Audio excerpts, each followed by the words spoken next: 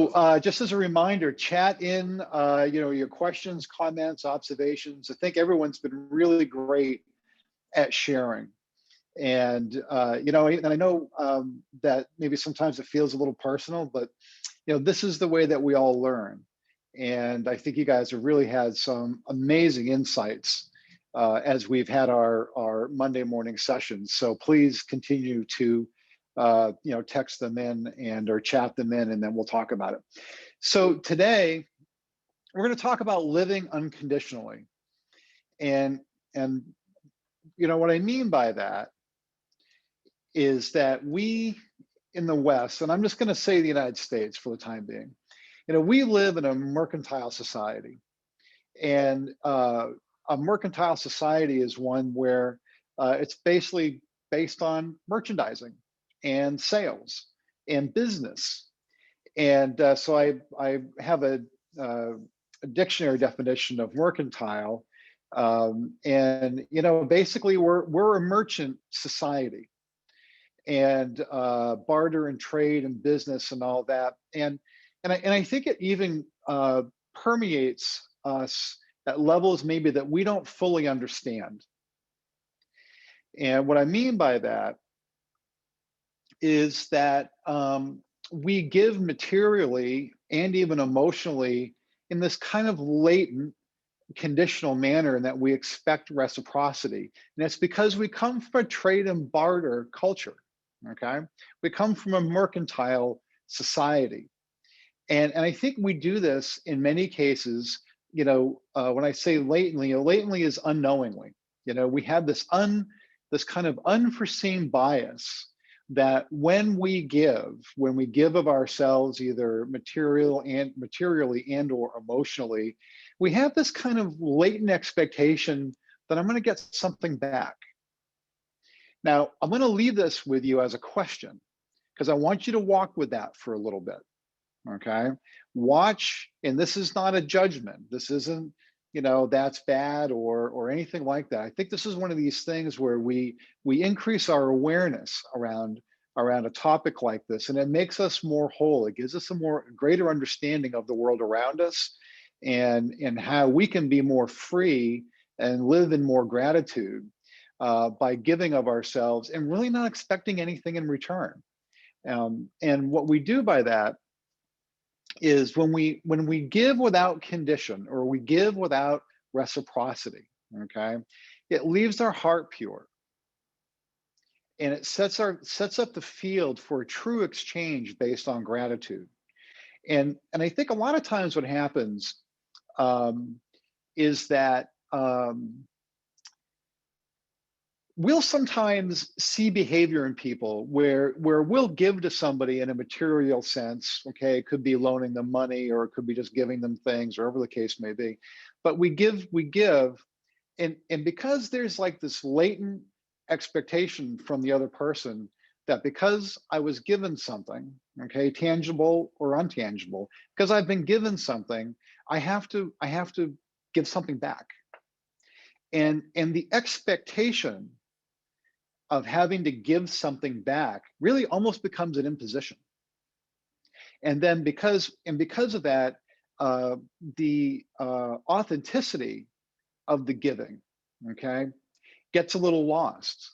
And then what happens is that, as being the person that's doing the giving, then we all of a sudden feel like, hey, wait a minute, I just did this thing for you, and you didn't get anything back. Now, that's not to say, okay, that we condone, being a doormat or bad behavior or anything like that, or that we become the victim, or, we're always sacrificing for people. Those are entirely other issues, okay? But when we give, we want to give in a way that we're giving fully, and we're giving without the expectation of reciprocity. And that by doing that, we kind of set the field, okay, for the other person not to give back to us based on what they think our expectations are, but give thanks and gratitude back to us in a way that's really genuine to them. And so it really kind of sets an entirely different field, and And so like when we're doing things for people, we do them because they're the right thing to do, not because we want to get something back. However, we have to remember the society that we've all been brought up in. We have all been brought up in this mercantile society, okay, where that we come from an environment of of of barter and trade, of exchange, of business, okay, and that even permeates us. And I can think of times in my life where that's been the case, right? Where we've all given and then have been really disappointed about what we got back. And then the question really is, if you want to go back and maybe do some instant replay on some of those events that you've had, really ask yourself, like, was I expecting to get something back, or did I give because I knew it was the right thing to do? And here's the funny thing about right things. Right things only matter to one person, and it should be us. When we do the right thing, it doesn't matter if anybody else sees it. It doesn't matter if anybody else knows it. The only thing that matters is that we know that we've done the right thing. And if we set that container, then we've really set the energy around the giving to get back something that's more genuine. And it might not even be today. Maybe it might be a year from now, or 6 months from now, or a week from now, whatever the case may be. But I think what happens is that you'll see a lack of gratitude from people when they have been given something and they feel the pressure, the imposition of having to thank you in a way that they think is meeting your approval, as opposed to thanking you in a way, and it might be nonverbal, okay, or non-material, but thanking you in ways that are more organic to them and more organic to the situation, as opposed to thanking you in a way that they think you want to be thanked. Okay. And a lot of times, when we get thanks from people, it can really be nonverbal. Like you can do something for somebody and they don't have to tell you thank you, or they don't have to go out of their way. You know it. You know how much they appreciate it, and maybe they don't have the words for it.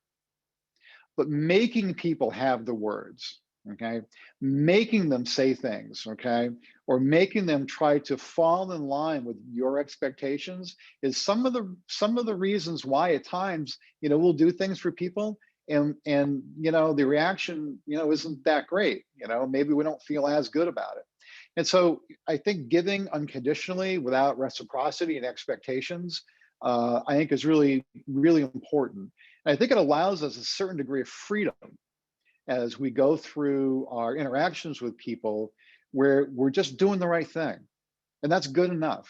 And we shouldn't expect anything else other than the fact that we get the opportunity to do the right thing, and we get that satisfaction ourselves. And that satisfaction that we have, okay, that will give us whatever the return is supposed to be, is whatever it's supposed to be. And I think that's really important. And I was looking forward to having this conversation, because I think in these times that we're in, they're choppy and they're bumpy, and you get a lot of fear out there, and then you also see real acts of graciousness and gratitude, and I think kind of calling out that kind of mercantile class that we all come from. It doesn't matter. It doesn't matter. You could have grown up with both your parents or school teachers, right? Or one parent could have been in the insurance business, and another one could have worked as an accountant in a shop. It doesn't matter. Okay, is that we come from a mercantile class. That's what we are as a society, and that trickles down all the way through our personality in a lot of ways, in ways that really maybe we're not aware of, until we have a conversation really like this. So you talk about the how-to. So how to give to people, because you want to give to people because in your heart it's the right thing to do, and in that knowing, you are complete, because you don't have that need for reciprocity. And then all other expectations, all our interactions after that, come from the heart, and they don't come from requirement. I think this is where true happiness and fulfillment lives, where you can walk away, know you've done the right thing, and people appreciate it. And again, a lot of times people don't know how to say thank you. And by forcing it, we get kind of an unnatural outcome.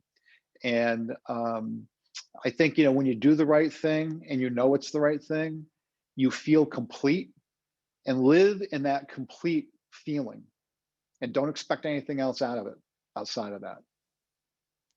So let's see how we're doing for chats here. Yeah, Edie's talk about loving unconditionally without expectations and contentment and freedom. Yeah. I mean, really freedom is, happiness is an inside job. It's not an outside job.